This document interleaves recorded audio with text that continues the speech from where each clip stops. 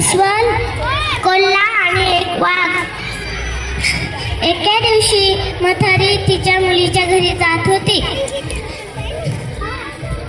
ती निघाली. तिला वाटेत एक अस्वल भेटलं. ते म्हणालं, म्हातारी म्हातारी तू कुठे चाललीस?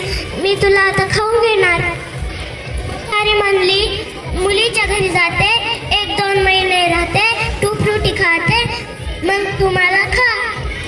मग अस्वल म्हणतो हो. म्हातारी लगे पुढे जाते. तिला लगे वाघ भेटतो. वाघ म्हणतो, म्हातारी म्हातारी तू कुठे चाललीस? आता मी तुला खाऊन घेणार.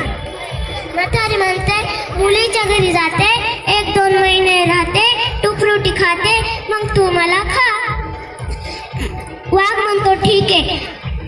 लगे ती पुढे येते. तिला लगे कोल्हा भेटतो. ते कोल्हा म्हणतो, म्हातारी म्हातारी तू कुठे चाललीस? आता मी तुला खाऊन घेणार.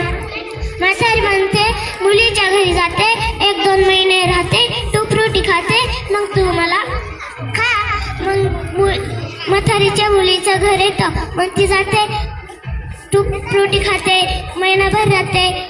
मग ती येत होती तेव्हा मुलीला विचारले तिने, का आज मला ते 2-3 येताना जण भेटलेले आहे, तर आता मी गेली तर मला खाऊन घेणार. तिच्या मुलीने सांगितलं, एक भोपळा होता, त्याच्यातलं सायमन काढलं, मग तिच्या अंगावरून टाकून दिलं. मग म्हातारी तिची मुलगी म्हणली, चाय हळूहळू असं हळू. लगेच तिला कोल्हा भेटतो. ती म्हणते लगेच, म्हातारी कोतारी मला नाही ठाव, चल रे भोपळ्या टुनुक टुनुक. म्हातारी कोतारी मला नाही ठाव, चल रे भोपळ्या टुनुक टुनुक. लगेच पुढे येते. तिला वाघ भेटतो.